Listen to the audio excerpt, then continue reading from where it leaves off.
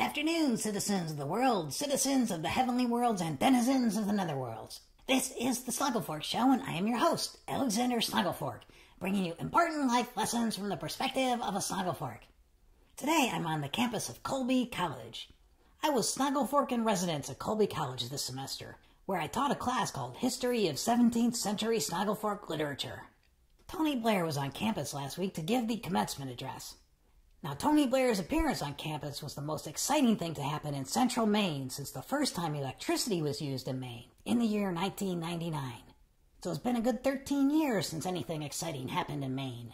The last former world leader to speak at Colby commencement was George Bush, the first George Bush.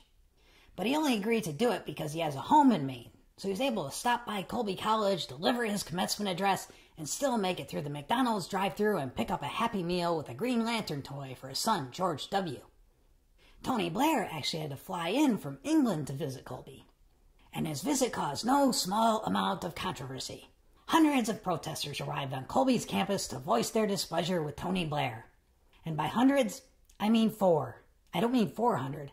I mean 4 is in one more than 3. Or 5 if you count the 10-year-old kid one of the protesters brought with him. But I'm guessing that the kid would rather have spent Sunday morning watching cartoons rather than standing next to a sign that read, "Bring our war dollars home." But I could be wrong. Maybe 10-year-old kids are really into political protests these days.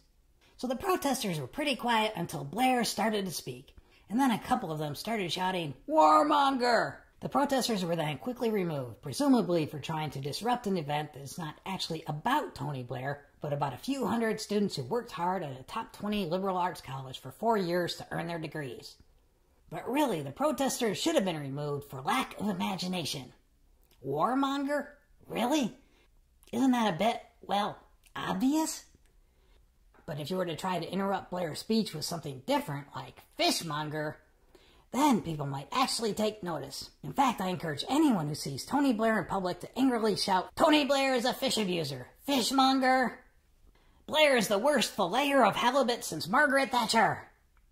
Of course, shouting "Fishmonger" at Tony Blair makes no logical sense, which is exactly why protesters should do it. If you shout "Warmonger," people just roll their eyes. But if you accuse Tony Blair of crimes against halibut, people will start to wonder, does Tony Blair own his own fish market? Is Tony Blair working as an apprentice at a fish market? And what exactly does Tony Blair do to those halibuts? Does Tony Blair abuse halibuts sexually? And how exactly does one abuse halibuts sexually? It doesn't seem like halibuts and penises really go together, does it? So just remember, when people start asking these sorts of fish abuse questions, then and only then does your protest become meaningful.